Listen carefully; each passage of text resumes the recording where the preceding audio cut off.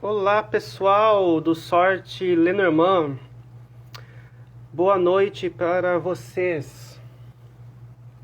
Voltei. Para quem não gosta de fazer live, essa semana a gente está fazendo bastante live aqui. Eu vou conversar hoje com Emanuel J. Santos. Nós vamos falar sobre um assunto que ninguém gosta aqui, sobre baralho cigano. Só um momentinho.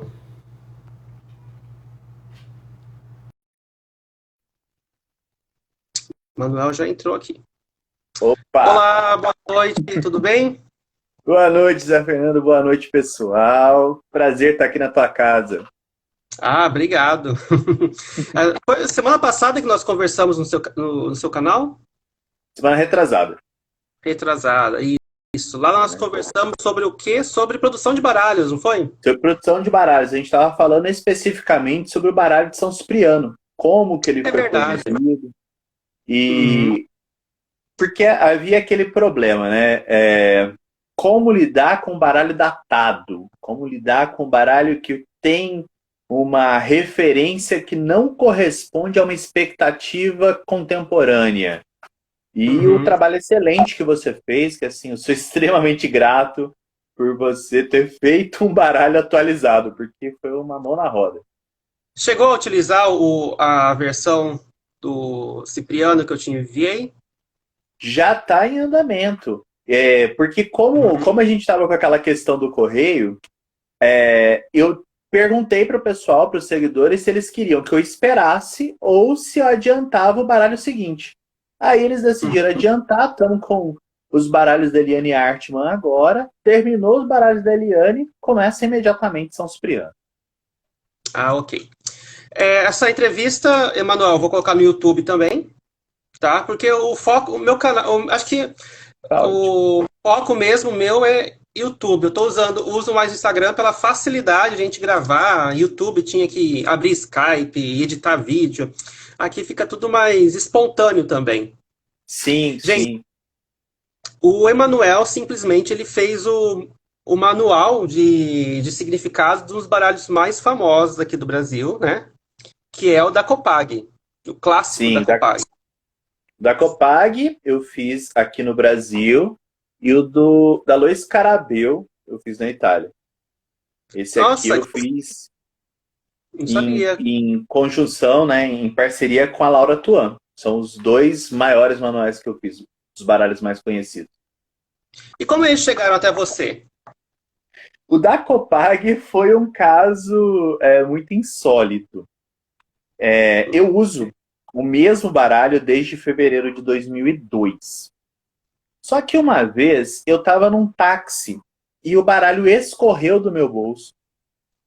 E eu Uhum. entrei em desespero, fui atrás do taxista, falei, pelo amor de Deus, devolve meu baralho. E o cara não queria devolver. Não Aí o queria meu devolver. pai não queria devolver. Ele queria dinheiro, a verdade era essa. Ele queria que eu pagasse pelo meu baralho.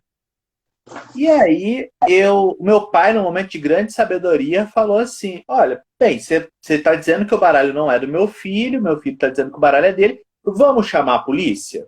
A gente chama a polícia, a gente lavra um boletim de ocorrência, eu sei que ele sabe o que tem dentro desse saquinho. Aí a gente vê se você devolve ou não. E o cara, na hora, me devolveu. E aí, eu fiquei com aquela sensação de sujeira. Falei, nossa, esse baralho aqui eu vou ter que queimar. Só que eu não achava em lugar nenhum para comprar esse baralho. E aí eu coloquei no meu blog que se alguém tivesse esse baralho, que eu pagava por ele, mesmo que usado. E quem leu isso foi a gerente da Copag. E aí eu estive na Copag, eles me mandaram o baralho. Eu não tive coragem de queimar o meu. Uhum. E, e nem troquei, eu mantive o baralho. E aí eu fui à Copag e eu apresentei minha coleção de baralhos para eles. E aí eu pedi praticamente para escrever o livreto conforme a prática corrente aqui no Brasil na época. A É, Copag Brasília? não, a Copag, ela é a empresa mesmo, é na Amazônia, é na Zona Hum. Franca de Manaus, mas o escritório é em São Paulo, capital. Ah, sim, você foi no escritório. Eu fui no escritório em São Paulo. Pensei que você tinha visto toda a produção, a impressão do baralho, não. Não, quem me dera. Quem me dera. Quem sabe um dia, né?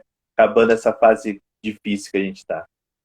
E quando ia a Luiz Carabel, como que eles chegaram até O você? Aloysio Carabel, na época, a representante da Aloysio Carabel no Brasil me convidou para escrever esse livreto. E aí eu escrevi, foi praticamente isso. É, eu já estou enrolando já faz alguns bons 10 anos para publicar o meu livro de Lenormand. Uhum. E com isso, eu escrevi muitos livretos, mas ainda não publiquei uma obra mais robusta sobre Lenormand. Isso tá sendo um puxão de orelha antigo, tem muita gente que quer me bater por isso, mas na medida em que alguns projetos pedem a minha colaboração, eu tive a Copag, eu tive a Luiz Carabel, eu tive a Editora Alfabeto. Então, na medida a própria Carla Souza, no Falando Lenormandês, tem livreto meu. Tem, eu Então, na já medida comprei alguns. em que aparecem alguns projetos que as pessoas precisam de escrita, então bora escrever. E aí eu escrevo trabalhos menores do que um livro, mas sim, estou em débito com a humanidade, porque eu falo que vou escrever, tá escrito, mas acontecem tantas coisas curiosas. Pra você ter ideia, eu estava com o livro pronto para ir para a gráfica e o arquivo corrompeu. Eu perdi metade do livro. Nossa, Tive que começar tudo de novo. E aí nessas horas, metade da gente fala, tem que ser, e a outra metade quer xingar todos os palavrões que a gente conhece em 4 idiomas. E uhum. aí eu fico um tempo para descansar a cabeça, falo, não, em breve eu escrevo de novo. Agora que eu tô com os cursos de Lenormand disponíveis no Hotmart, é um momento que eu tô com gosto, né? Eu tô produzindo, as pessoas estão me dando retorno. Aí eu tô de novo com gosto para poder fechar esse livro e publicá-lo. Legal. Gente, eu convidei o Emanuel para a gente conversar sobre tipos de baralhos, né? Baralho de foto, baralho antigo, baralho clássico, baralho novo. E sobre baralhos temáticos, né? Então, deixem a sua participação. Se vocês têm interesse em algum baralho temático, tem alguma ideia, dá uma sugestão aqui para mim. E, Emanuel, vamos começar. Que tipo de Bora baralho você lá. quer falar primeiro? E, pessoal, deixa aí se Então, vocês gostam mais de baralho de desenho, foto. Quero saber a opinião de vocês. eu acho que a gente tem que começar pelo básico, né? O básico do baralho é o que a gente tem de clássico. Uhum. A gente precisa ter uma ciência de que clássico não significa bom e não significa único. Clássico significa referência. E a referência que a gente tem principal são os corujinha azul. Esse baralho, que Tem coruja inclusive azul, coruja branca e coruja vermelha, não vermelha. tem? É que assim, o coruja vermelha, a diferença do coruja vermelha para o coruja azul era a seguinte: corujinha azul vinha com o naipe e o Uhum. coruja vermelha vinha com o poema. Só que agora a gente tem poemas no corujinha azul. Uhum. Então, eu não achei mais o corujinha vermelha para comprar depois disso. E o Tem corujinha branca também, não branca tem? as cores dele eram diferentes. As cores dele eram Uhum. mais intensas, era quase um neon. Mas em termos de clássico é o azul, mas o azul com naipe. Por que eu chamo ele de clássico? Porque ele é referência. Quando você pega, por exemplo, o livro da Odete Lopes Maza, ela está falando aqui de escola alemã, mas na verdade todo o trabalho dela está sendo voltado para esse baralho. Então, assim, se você pega e olha as referências dela, olha as disposições que ela coloca, todas elas fazem sentido se você estiver usando o corujinha azul. Se Uhum. você estiver usando qualquer outro baralho, você tem que se adaptar. Então a Pessoal, gente está deixa eu abrir um parênteses aqui. O coruja azul que ele está falando é um baralho europeu, né? Europeu? europeu. É um baralho europeu publicado pela é, Ed Miller, Uhum. Urânia, que é uma parceira da Copag, inclusive.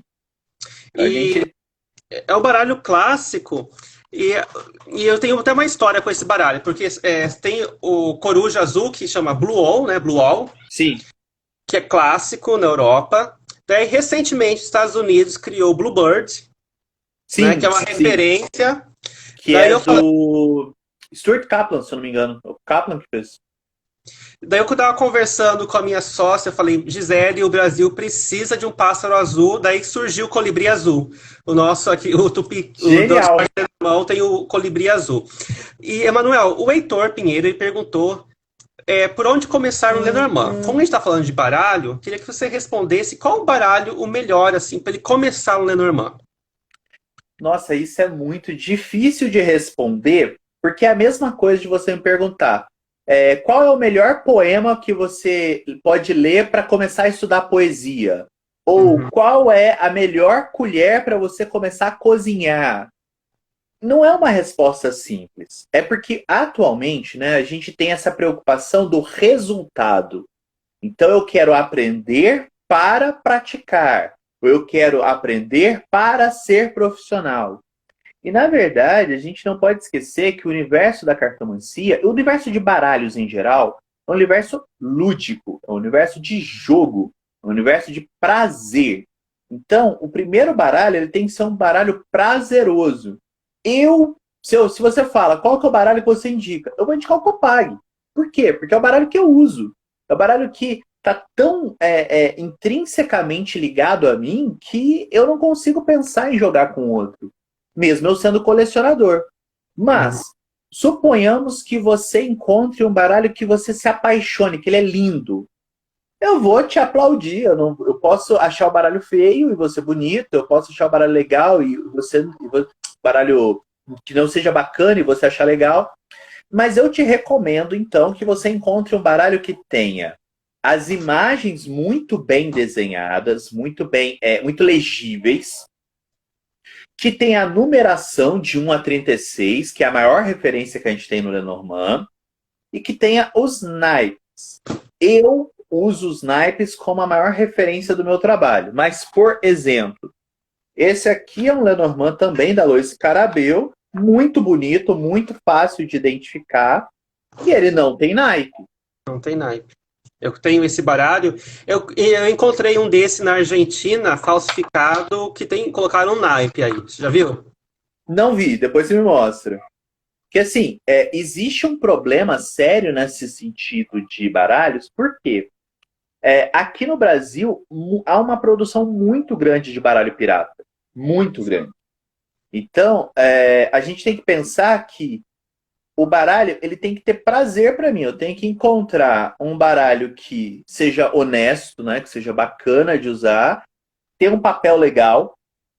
E tem que pensar que assim, eu vou usar isso para minha diversão, eu vou usar isso para minha profissão, eu vou usar isso por um tempo que eu não sei. O meu baralho tem 20 anos de uso. 20 anos de uso quase diário, sem troca. Tem baralho que você vai ter que trocar de ano em ano, baralho que você vai ter que trocar de 2 em 2 anos, porque ele deixa de ser factível, ele deixa de ser manipulável. Então, todos esses fatores têm que estar em pensamento se você quer se profissionalizar. Agora, você quer começar? Começa pelo que você achar bonito. Começa pelo que você achar legal. Os catálogos estão aí para isso.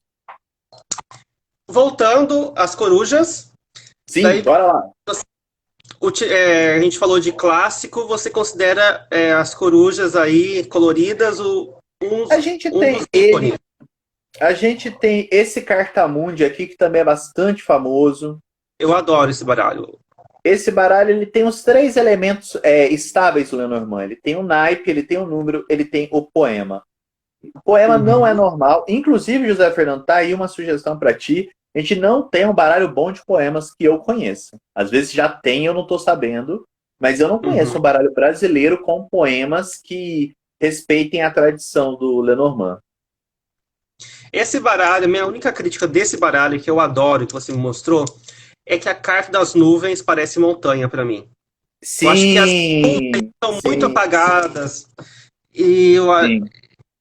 eu acho Não, que mas isso a gente vai ter com todo o baralho. Eu tenho críticas ao da Copag. Aqui, olha. Quer ver? Se a você. Esse estrela aqui, lua. claro que não é meu. É estrela. Claro que não é meu baralho de trabalho. Esse aqui é um baralho de dar aula. Cadê? Aqui. A estrela, você não sabe se é estrela, se é planeta, se é lua. Então Uhum. falta clareza na imagem. Eu é porque eu estou extremamente familiarizado com ele, mas eu lembro a primeira vez que eu joguei que saiu a estrela e eu não consegui identificar. Então, assim, o Interessante. baralho ele tem que ser fácil de você identificar cada elemento presente nele. Isso vale para qualquer baralho, inclusive. A Giza falou, o que você acha das pessoas que desenham os próprios baralhos, que deixa algo feito por ela, em especial, com os traços dela? Eu acho ótimo, né? Se a pessoa tiver esse dom, souber desenhar o Eu, próprio baralho. eu acho que a gente tem um problema nessa questão da própria feitura do baralho, que é essa questão de que eu estou fazendo um baralho para mim, eu estou fazendo um baralho para minha aprendizagem, ou eu mal comecei a trabalhar com isso e eu já quero deixar minha contribuição no mundo. No caso do Ela falou que, Lenormand, no não caso falo. dela, ela falou que já estudou bastante tempo um clássico. Então, hoje ela sente a necessidade de criar um baralho só para ela. No caso Eu dela. acho válido, mas eu acho válido não necessariamente. Se ela estiver pensando assim, olha, eu quero criar um baralho, ótimo, vai lá. Agora, se ela pensar, eu quero criar um baralho para vender, eu já falo, tá, vai lá. Por quê? Porque é justamente essa questão mercadológica que me assusta um pouco. Ao Uhum. invés da gente pensar em usufruir daquele objeto, a gente já pensa logo no passar logo para venda. E é legal, mas eu já encontrei baralhos que têm falhas absurdas, assim. Claro que eu não trouxe nenhum desses para nosso bate-papo, mas baralhos com falhas absurdas, que a pessoa ela realmente não tem argumento para o que ela fez, mas falar, eu senti na minha intuição, então eu fiz. E vai ter gente comprando esse material, e vai ter gente usando esse material achando que ele é sério. E aí você fala, meu amigo, mas a vantagem é que a lógica do mercado é sempre a mesma. Se as pessoas reconhecem verdade, aquele material permanece. Se as pessoas não reconhecem verdade, se é um modismo, aquele material cai. Tem uma série de Uhum. baralhos que a gente não vai mais achar no mercado, porque eles não fazem mais sentido, né? A gente não tem diálogos nessa produção de conhecimento com eles. Então eu acho que assim, poder fazer, tem até um meme, né? Pode fazer? Pode. Vale a pena? Não vale a pena. Sabe? A Priscila perguntou quantos baralhos você tem na sua coleção. Essa pergunta é ótima, porque eu sempre perco a conta. Eu tava na última contagem, acho que 450. Uau! Então, assim. E isso foi porque eu contei ano passado. Tipo, só essa semana chegaram para mim 8 baralhos novos. Então, eu não sei. Eu literalmente não sei. Eu tenho uma cômoda para os meus baralhos, tipo, uma cômoda de 4 gavetas só para baralhos. E o que que eu fico pensando assim, né? Porque quando a gente pensa em coleção, tem muita gente que diz: para que você tem tanto baralho se você não usa todos? E eu penso Uhum. assim: eu sou um professor de cartomancia, isso tem que ficar bem claro. Então, eu tenho que ver o que está sendo produzido, divulgar o que está sendo produzido. E assim, eu tenho uma certa autoridade nesse assunto, inclusive porque fabricantes de baralhos me enviam seus baralhos para avaliação, né? Se eu fosse uma pessoa qualquer, a Copag não teria aceito minha parceria. Você, a Carla Souza e tantas outras pessoas não levariam em consideração as coisas que eu digo. Uhum. Então, assim, quando eu recebo um baralho, eu me sinto obrigado a divulgar esse trabalho, eu me sinto obrigado a refletir sobre esse trabalho. Por quê? Porque é história da cartomancia, né? A gente está falando aqui de cartomancia sendo produzida pelo Brasil, produzida por autores nacionais, produzida para o consumo nacional. E isso me marca muito, sabe? Eu acho que a minha missão como profissional, além, claro, de atender e de dar aula, é. Olha, obrigado para quem. Ai, que gracinha! Eu recebi um elogio aqui e fiquei sem graça. É, excelente professor. Então, assim, é a questão da gente conseguir diminuir a curva de aprendizagem. Então, assim, aqui mesmo nessa live, eu estou falando de baralho tradicional, estou falando de baralho clássico. Mas eu já estou deixando claro, gente, clássico não significa que é melhor, não significa que é o baralho certo para começar, não significa que é o baralho que vai mudar a sua vida. Significa que tudo o que veio depois, em alguma medida, é devedor da fama desse baralho. Eu não sei, sinceramente, se hoje a gente teria esse frisson em cima do jogo da esperança se a gente não tivesse o Corujinha Azul no mercado. Eu não sei se a gente teria esse frisson todo, porque a quantidade de baralhos que nós temos que estão aí no limbo é imensa. A quantidade de baralhos que não são reeditados no Brasil é imensa. Então, ai, tipo, querido, obrigado. Então, assim, é essa questão da gente pensar, olha, ok, vamos pensar no que está sendo produzido e vamos pensar no que vai ser mantido. Por quê? Porque do 2010 para cá, a gente tem essa discussão muito forte de o que é melhor, cartomancia europeia ou cartomancia brasileira. E a gente tem que pensar que muita coisa produzida no Brasil não é mais produzida, como, por exemplo, esse baralho aqui. Esse aqui é um baralho do Naldo de Oliveira. Tomara que não tire o reflexo, Emanuel. Conheço. Essa é a carta do Cavaleiro, do Naldo de Oliveira. Ele é um baralho da editora Palas que não é mais editado. São linguagens que a gente não tem mais acesso. Mas a carta gente tem... do urso é a carta do porco aí, não é? Não é um porquinho na carta do urso? Vamos lá. Agora o que eu estou pensando. E fizeram uma pergunta aqui pra gente que a gente acha. É tipo um porco, né? Mas não é um porco. Porque eu encontrei. O autor desse baralho é Naldo? Você falou? Eu encontrei. Naldo de Oliveira. Eu vi alguns vídeos de um senhor usando esse baralho. Ele pegou essa carta e falou que é a carta do porco. Peraí, fizeram vamos resolver isso. Fizeram uma pergunta aqui pra gente. Eu não sei pronunciar o nome. Hensity Wonka. Não, é o urso mesmo, cadê? né? Urso mesmo. Ela perguntou o que a gente achou, o que a gente acha do baralho de Santa Sara. A minha crítica do baralho de Santa Sara é que ele mistura. Eu sou bem chato quando a questão de você misturar computação gráfica com foto, com animação 3D, com desenho. Eu sou assim, eu gosto de tudo bem padronizado. Se é um baralho de foto, tem que ser tudo de foto. Se é ilustração, toda ilustração. Aquarela, toda em aquarela. Essa é a minha opinião. Não é um baralho bastante popular. É um baralho que eu acho que tem uma boa qualidade, um tamanho que vocês pedem muito baralhos desse tamanho. Então, é um baralho que vocês têm como um clássico, né? Não queria falar clássico, assim, um baralho de tamanho referência, que vocês gostam desse tamanho. Uhum.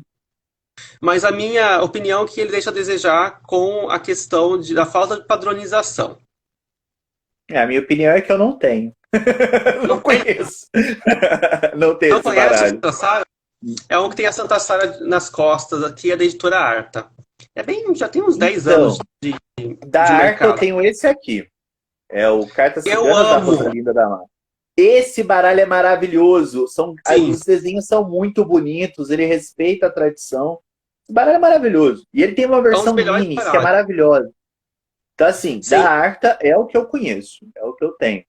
Inclusive, tem uma coisa sobre essa questão da produção aqui no Brasil que é importante a gente falar, que é essa questão. Tarô cigano existe ou não existe? Tá certo ou tá errado? Bem, tarô é estabelecido que é um baralho que tem 22 arcanos maiores. Eventualmente ele pode vir com os arcanos menores, mas os 22 maiores são obrigatórios. E aí existe essa tradição de dizer que é porque o tarô é iniciático. Só que eu queria mostrar uma coisa que é curiosa. Esse livro aqui está escrito Os Tarôs de Madame Lenormand e é um livro francês. Então a gente tem que pensar que a palavra tarô ela é utilizada não somente como referência para o baralho de tarô, mas também como cartas. E a gente tem que pensar que isso chega aqui no Brasil dessa forma, como se o tarô fosse mais importante ou mais sofisticado do que o Lenormand. Isso já caiu por terra. Mas não é por isso que a gente vai falar que quem diz que existe tarô cigano está errado. A única coisa que a gente tem que fazer é qual? Porque tarô cigano vai ser o nome de uma obra, não necessariamente de um sistema. Lenormand é um sistema que eu consigo reconhecer a partir de qualquer referência. Você fala, eu tenho um Lenormand. Eu consigo baixar trocentas referências na minha cabeça do que seria Lenormand. Agora, se você fala que você tem um tarô cigano, eu vou ter 4 referências na minha cabeça. São 4 obras. Se você falar que você tem um tarô cigano não for nenhuma dessas 4 obras, aí sim a gente está falando de algo errado, de algo que não está contextualizado. O único tarô cigano que eu conheci pela internet foi quando eu procurei tarô cigano. Eu achei um produto no eBay. É como se fosse o Mercado Livre dos Estados Unidos, que é um tarô mesmo, de 70 e tantas cartas, e com temática cigana. E ele era, não sei se era uma edição que não publica mais, ele era caríssimo. Eram 5 mil Conheço esse dólares, tarô 5 mil cigano. dólares, 10 mil dólares, era alguma coisa assim. Deve ser eu bem fico, caro. eu fico abismado com uma pessoa que coloca 5 mil dólares no baralho. Ela não quer vender, né? Eu acho que eu colocaria 5 mil dólares nos baralhos da minha coleção que não vão sair da coleção enquanto eu estiver vivo. Mas existe sim esse tarô cigano. Existe. Deve ser o Zigane da Tchalai. Inclusive, é um trabalho que está sendo feito agora pela Bárbara Prado e pela Divamar. Esse resgate da figura da Tchalai. Existe esse Zigane. Existe um outro Zigane que eu também tenho, que inclusive quem usava para trabalhar era o Ney Naif. E existia uma versão da Lois Carabel que parou de ser feito. E aí a gente tô falando tudo de tarô. Agora, de baralho cigano, a gente vai ter algumas edições no Rio de Janeiro, edições particulares, que estão voltadas justamente para a tribo, né? Para o grupo, para essas pessoas que estão praticando algum tipo de devocionário ao cigano. Então, o problema aqui está no adjetivo, mais do que na natureza do baralho. Quando eu falo que um baralho é cigano, eu estou falando que ele é inspirado na cultura cigana ou estou falando que ele é produzido por ciganos? Então, é uma noção de marketing que a gente tem que ter um certo cuidado. E você já deu uma pincelada sobre baralhos clássicos. O que você prefere? Eu sei que você tem seu xodó da Copai, que são ilustrações. Mas você gosta de baralho com foto, por exemplo? Olha, eu vou te falar, eu separei alguns aqui pra gente bater papo. Eu acho o projeto do baralho da Sibila Rudana fantástico. Esse é o baralho da Sibila Rudana. Conheço. Segredos das Cartas Ciganas. Tem um livro também, esse aqui. Se eu não me engano, a carta tem 36 é o Cristo Redentor? Exatamente. A carta da genial. árvore são as palmeiras do Jardim Botânico.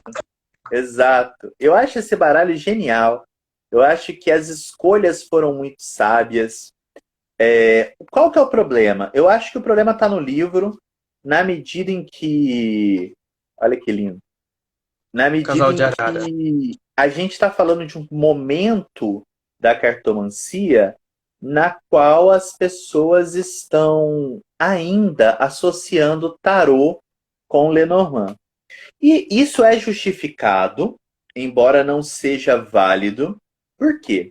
Toda vez que a gente começa uma nova disciplina, a nossa tendência é buscar as raízes daquilo que a gente já conhece.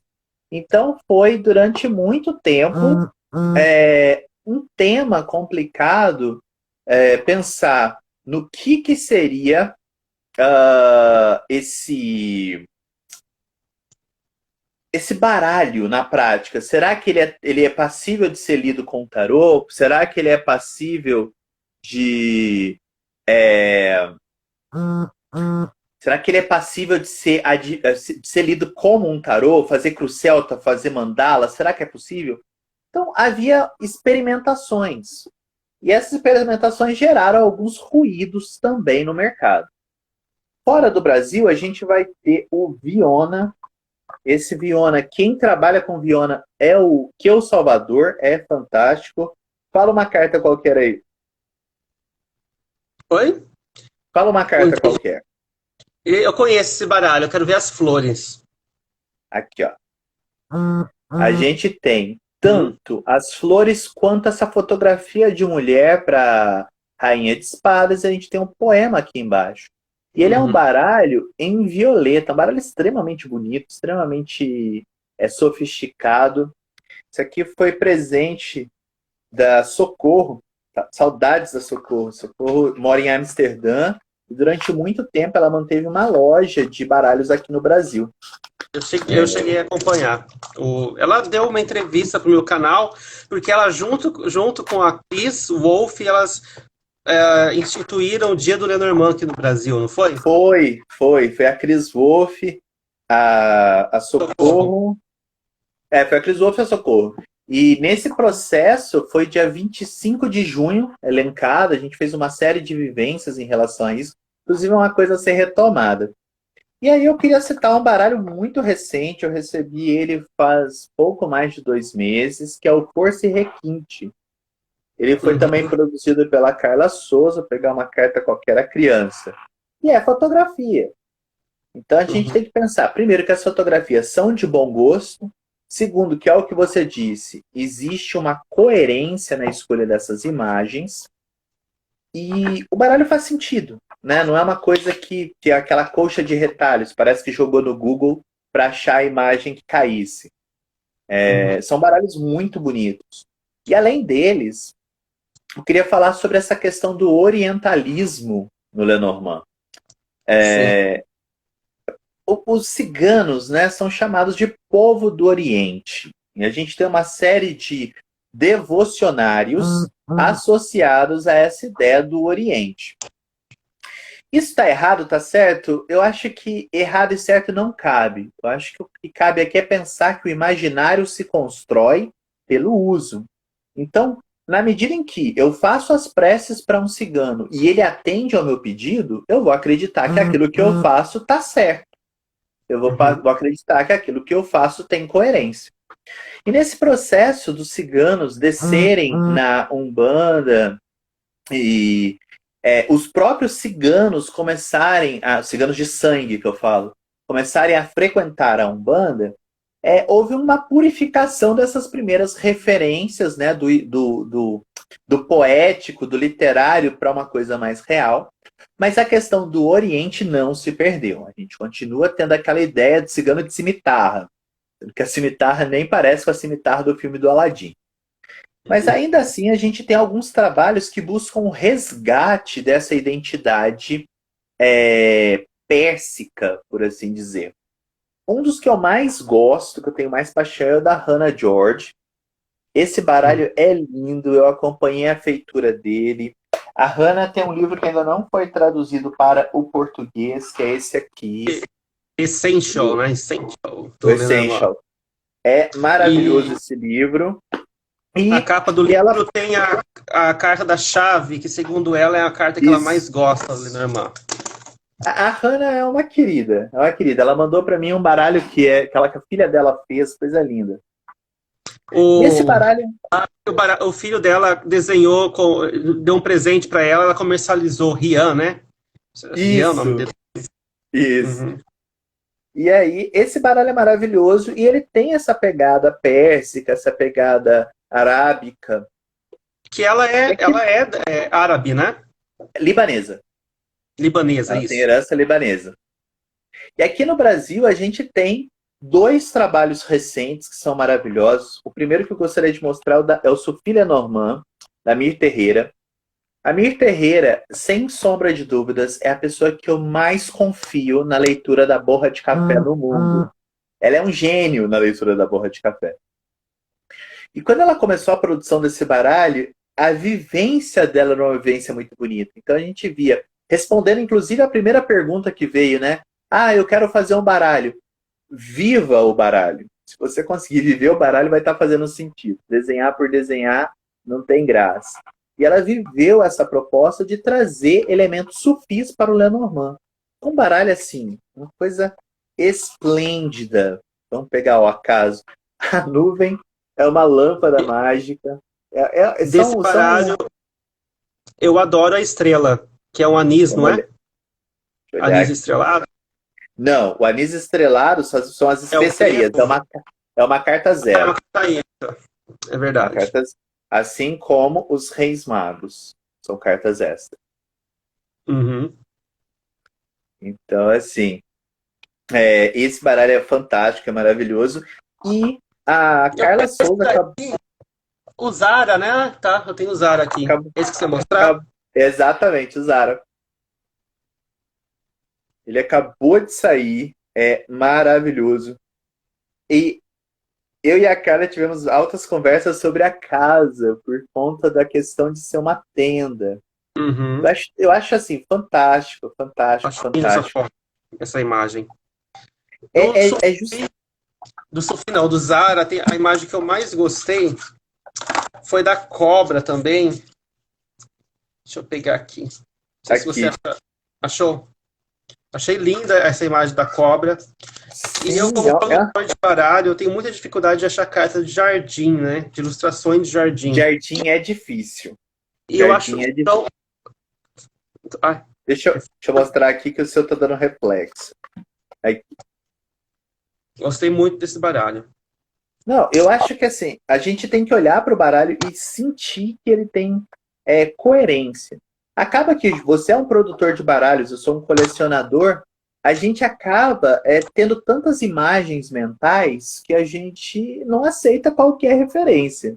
A referência ela tem que ter coerência com uma produção, com uma estabilidade. E o que é bonito da gente pensar é que talvez essa seja a época no Brasil mais profícua na produção de baralhos. Você, com a sua produção, a Carla, e uma série de pessoas que estão produzindo seus próprios baralhos, estão dando a oportunidade da gente conhecer o que a nossa própria cultura é capaz de produzir. Porque a gente consome esse material, né? A gente trabalha com esse material, a gente estuda esse material, a gente dá aula com esse material. E a Chris Wolf produziu um baralho tão bonito que ele virou meu baralho de dar aula. O do mar?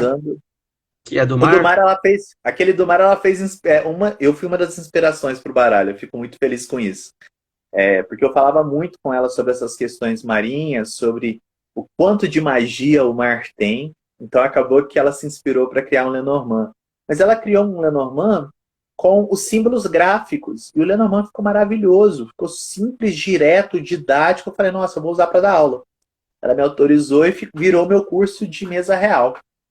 Então a gente tem uma produção fantástica de baralhos e uma referência muito grande de possibilidades. Eu vejo a sua produção, José Fernando, eu acho ela fantástica, porque você tira ideias que eu falo, meu Deus, eu nunca pensaria nessa perspectiva, e você consegue fechar 36 cartas coesas com uma ideia. Então, na questão da produção, eu sou uma pessoa bem cética. Eu não sei que quando fala de espiritualidade e tal, eu não consigo. Quando alguém falar, eu tenho meus ciganos, eu ouço isso, eu fico pensando como? Eu queria ouvir, eu queria sentir, eu queria ver o que essas pessoas falam, como é, porque eu nunca tive nenhuma experiência sobrenatural. Nunca. Então, eu fico pensando. Pois é, então, assim, eles me ignoram. O pessoal do outro mundo me ignora. Daí, porque eu não tive nenhum. E como eu falo, assim, todo baralho que eu faço é porque eu gosto bastante de estudar, sabe? Eu cheguei a fazer um pouco de faculdade de História na Federal de Mato Grosso, não concluí porque eu vim aqui para Maceió. Mas como, por exemplo, baralho temático. Eu deixo assim, quando eu fiz o baralho Era Uma Vez Lenormand da Tita, e que era sobre aqui na mesa. Contos de fada. Eu adorei pesquisar contos de fada para encaixar cada um. Eu gosto desse trabalho. Eu tinha separado ele. Eu tinha separado ele aqui. Da Tânia Durão. Eu tenho aqui. Não tá aqui. Não tá. A da Tânia Durão, que é do Japão. Eu gosto de pesquisando símbolos. É um tipo assim, não é passatempo, mas assim, me faz bem, me estimula. Então, assim, eu gosto de fazer baralhos porque eu sou jornalista. E eu lido com a escória da humanidade. Com políticos corruptos, com negacionistas, com tudo. Eu tenho que ficar falando com esse pessoal. Daí, no momento, quando eu sento para fazer um baralho, para montar, daí eu relaxo, eu consigo procurar imagens, eu estudo, eu leio. É um baralho, assim, é a minha válvula de escape. Sim. Então, quando Seu, eu seu faço. hobby. Sim, sim. Eu gosto. Eu fico pensando assim, tá, eu gosto de. O baralho me inspira, sabe? Quando eu coloco um tema, eu fico, quando um tema, eu posso colocar isso na carta tal, isso na carta disso, acho que vai dar. E vou. Muita coisa eu já Nossa, tentei e não terminei. Muita coisa eu nunca terminei. é Mas os aquela que eu história, né? O terminei. pessoal só vê o close, mas não vê o corre. O que eu termino, geralmente eu lanço. Tem algumas coisas que. Esse que você mandou da Viona, que mostrou Viona, Viona, que chama? Viona. Eu tenho uma história com ele. Há um tempo atrás, uns 4 anos atrás, eu fui fazer um baralho em dedicação a um amigo meu chamado Júnior Zenit. E ele gosta muito de poesia. Daí eu falei, como que eu coloco um baralho de poesia? Fui procurando ideias de layout de baralho, porque uma das Sim, minhas principais dificuldades é fazer o layout. Depois que você sim. monta um layout de uma carta, é só encaixar o resto. Daí parei esse Viona e falei, tem transparência ali, tem transparência aqui. Daí eu acabei montando parecido, peguei as inspirações, mas a transparência não era no lado, era embaixo. E montei um chamado Paráfrase Lenormand. E esse baralho tinha Esse eu umas não vi. poesias embaixo que eu vou. E nunca lancei, mas vai ser recentemente eu resgatei ele para comercializar. E Tem um vou colocar baralho, as tem um baralho de poesias. tango que eu acho que valeria a pena você ver também. Tango, não Um conheço. baralho argentino de tango. Eu vou te mandar as fotos dele. Porque esse negócio que você falou do layout, ele é muito, muito fera mesmo, porque quando eu bordei o Lenormand, foi um Uhum. caos, porque eu tinha que enquadrar antes de bordar as imagens, né?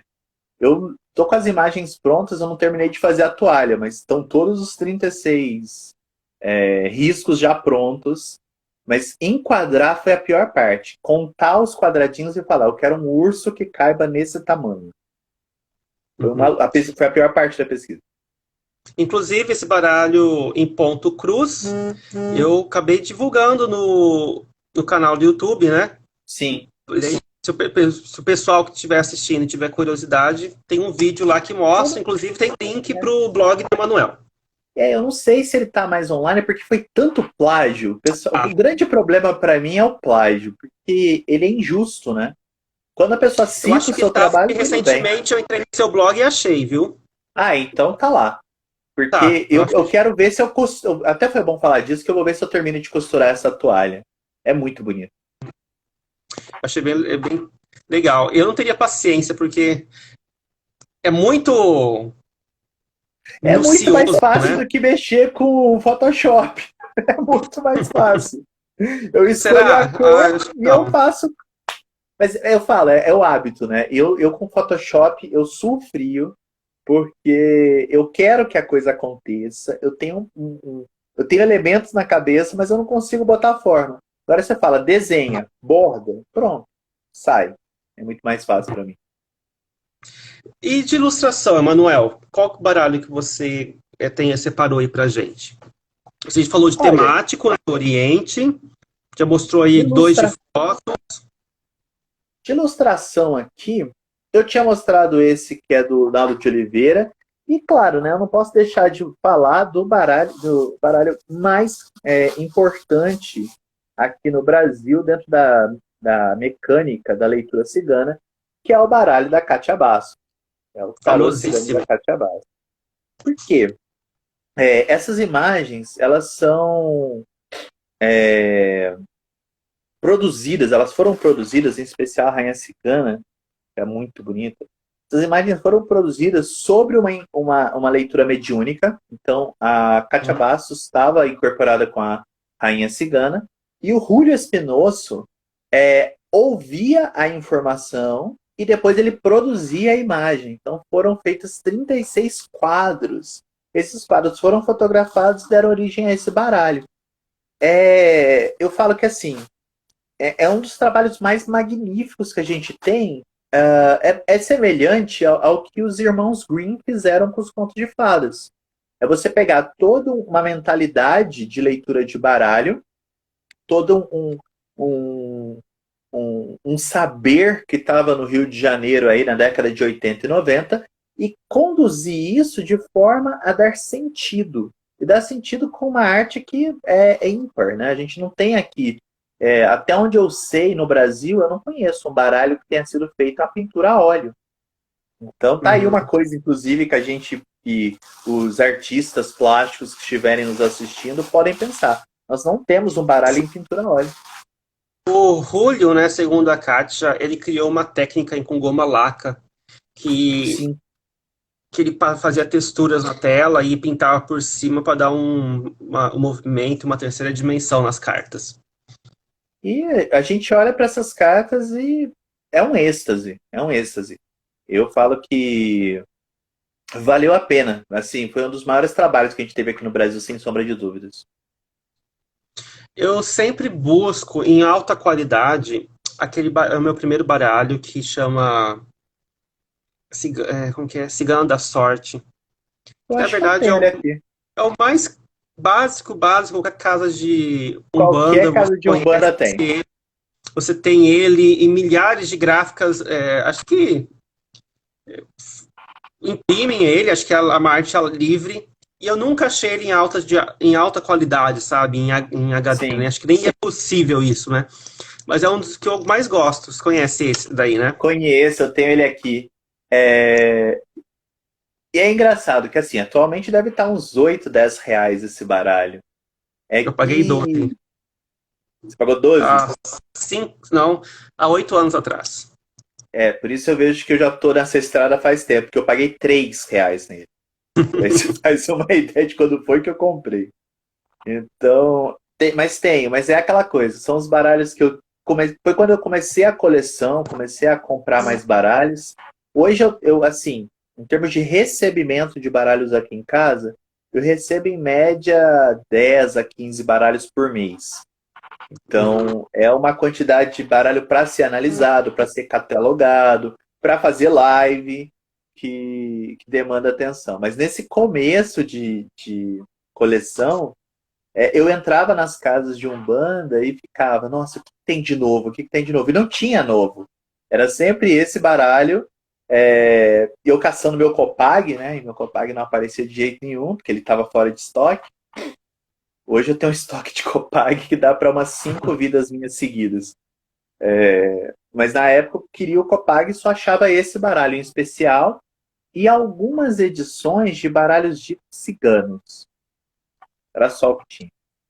Esse baralho da Cigana da Sorte foi objeto cenográfico da novela...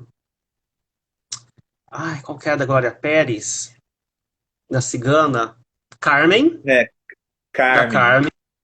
Esse baralho tem uma cena de uma cigana usando esse baralho e o da Copag tem da Madame Janete. E o da Furacão. Madame Janete, o que Deus risca, ninguém rabisca. Ninguém rabisca. E usa esse baralho.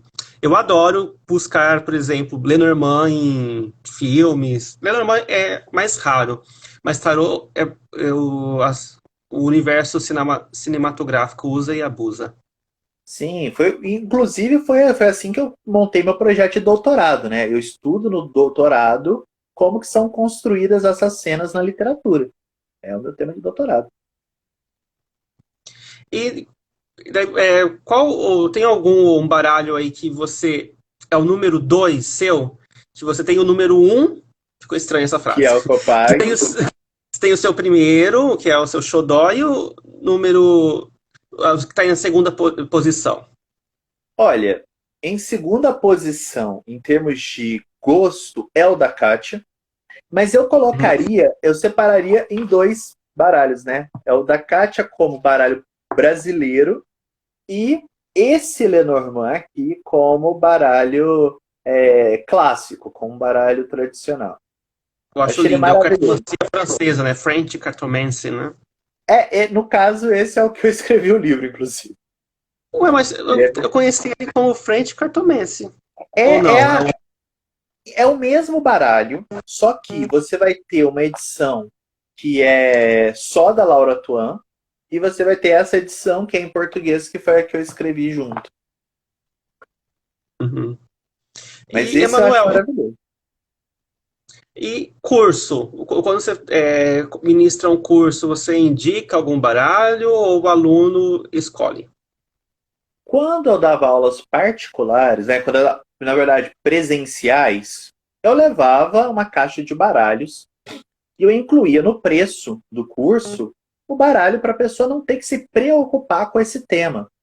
Porque é Uhum. justamente essa angústia, né? Nossa, qual baralho eu uso, qual baralho eu compro, quanto que eu. É caro, é barato, é isso, é aquilo. Então eu levava uma caixa de baralhos e distribuía aqueles baralhos. A pessoa podia escolher trabalhar com eles ou levar o seu próprio. Atualmente, a primeira aula do meu curso de Lenormand é justamente para falar sobre a materialidade dos baralhos.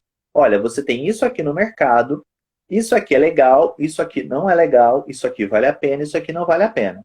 O que vale a pena? Vale a pena você ter um baralho que tenha imagem muito bem desenhada, muito clara aos seus olhos, a numeração que vai ser unânime, não tem baralho Lenormand que tenha numeração diferente, e eventualmente o naipe ou o poema. Então isso é o tradicional, é o estável. Agora, se você vai procurar um baralho que tem astrologia, cabala, aí já virou bagunça. Não existe um estudo que seja definitivo ou pelo menos estável sobre esses temas. Baralho astrológico eu conheci 4, cada um tinha uma atribuição diferente. Uhum. Então, se não tem estabilidade, não é legal você começar por isso. Você tem que ter um senso crítico elaborado para você conseguir lidar com um tema como esse. E eu também acho complicado você começar pelos orixás, principalmente se você não é da religião dos orixás. Se você não é de Umbanda, se você não é de Candomblé, a linguagem dos orixás não vai te acrescentar, ela não vai te contribuir com o teu aprendizado. Porque a ideia de você ter uma associação é que você consiga olhar para uma coisa e pensar na outra. Quando eu estou jogando um tarô cigano como o da Kátia e eu penso em Oxóssi, eu penso nas matas, eu penso na relação de Oxóssi com a caça, eu penso na relação de Oxóssi com a troca, com a capacidade de tirar da mata só o que for essencial.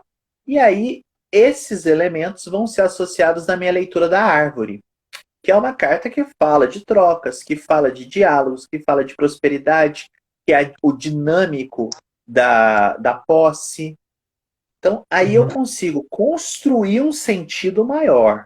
Agora, se eu não tenho essa bagagem, eu falar que essa carta de Oxóssi é uma frase vazia. E aí não vale a pena. Emanuel, qual que é o baralho mais caro que você tem? Tem aí uma joia rara? Mais caro que eu tenho, você fala de Lenormand ou de qualquer um? Pode ser Lenormand. Se for de Lenormand, eu tenho a edição limitada do baralho do Ciro Marchetti. Antes dele fazer a edição pela Luiz Carabeu, ele fez uma edição pessoal e eu trabalhei junto com ele, né? Eu contribuí nesse trabalho, então ele me mandou esse baralho de presente autografado. Ele com certeza é o Nossa. mais valioso da coleção, em termos de Lenormand. No meu caso, tá lá em cima, deveria ter pegado. Eu não levanto porque eu estou só de cueca. Eu estou sem bermuda. Vida de lives! Vida de lives. E foi bem interessante, porque assim, aqui em Maceió não tem um mundo esotérico, não tem um mundo místico, né? Daí um amigo meu, ele falou comigo, você viu uma exposição de baralho que vai ter aqui em Maceió? Falei, não, nem me importei, né? Falei, não, tô sabendo não. Mas é aqueles baralhos que você gosta, o Lenormand. Falei, será? Daí eu procurei e vi que tinha uma artista brasileira que ela pintou as cartas do Lenormand, que criou, inspirada no povo Tuareg. que chama Le Petit Dassini. Daí tava tendo aqui numa galeria de arte, eu marquei em contato com ela, falei, vamos lá, quero conhecer. Eu falei, eu tenho um canal, quero conhecer seu baralho. Tava aqui perto. Daí ela me presenteou. E o baralho, ela vendia por 500, 600 reais esse baralho, e ela me Sim. presenteou com dois ainda. Daí tem bordas, não é muito jogável, sabe? Porque é muito rebuscado. Como que você joga um Mas- baralho de 600 reais? Mas é o mais valioso, assim, posso dizer original? Acho que sim. De tarô, eu tenho um tarô que, assim, ele é vício de RPGista, né? Eu tenho o tarô de Mago Despertar. Na época, eu paguei 200 reais por ele.